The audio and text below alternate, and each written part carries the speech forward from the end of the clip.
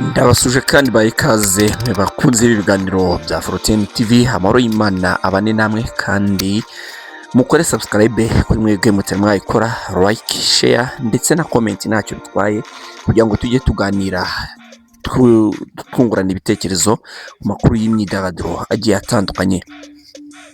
Inkuru iri gutrendinga iri ahantu hose, navuga yuko yabaye ikimenya bose. Ni inkuru ivuga ku mugabo bita uzaba akiriho Cyprien Elias cyangwa se umwite Djihad nk'uko yamamaye ku imihanda, ndetse n'uwitwa John Kalisa John, uwitwa Ishimwe Patrick uzwi ku izina rya Pazoman, ndetse n'uwindi witwa Papi Nesta.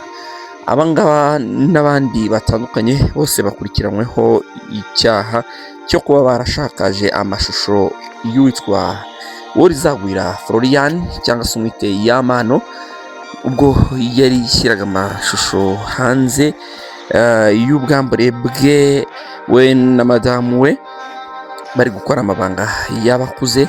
Icyo gihe birangira uwitwa Ishimwe Patrick bivugwa ko ari we wayashyize hanze, ariko hari byinshi uyu munsi wa none byavugiwe mu rukiko hariya rw'ibanze mu Kagarama ku Kicukiro.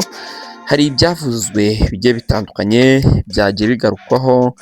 Amashusho uwitwa John yavuze yuko yayahawe n'uwitwa Papi Nesta, uyu nguyu nawe akaba yarayohereje uwitwa Papa Cyangwe ngo akayohereza uwitwa Yamano akabwira uwo bita Babu situwasiyo ziri kumubaho. Babu Rwanda muramuzi, ukora kuri The Choice Live ku Isibo TV, mugira inama yo kuba yajya kubarega ku rwego rw'igihugu rw'ubugenzacyaha RIB.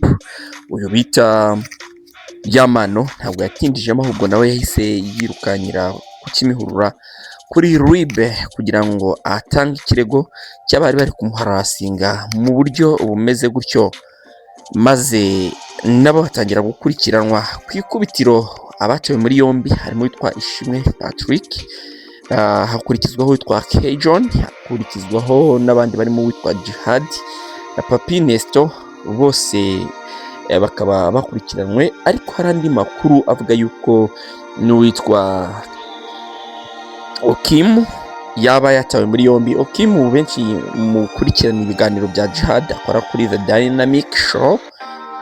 Ahangaha uyu mugabo bita Djihad ahostingwa n'uyu nguyu Okim, kandi ahantu henshi cyane ko bajya babona Djihad bari kumwe na Okim mu modoka, sometime bitwawe na Djihad cyangwa se sometime bitwawe n'uwitwa Okim.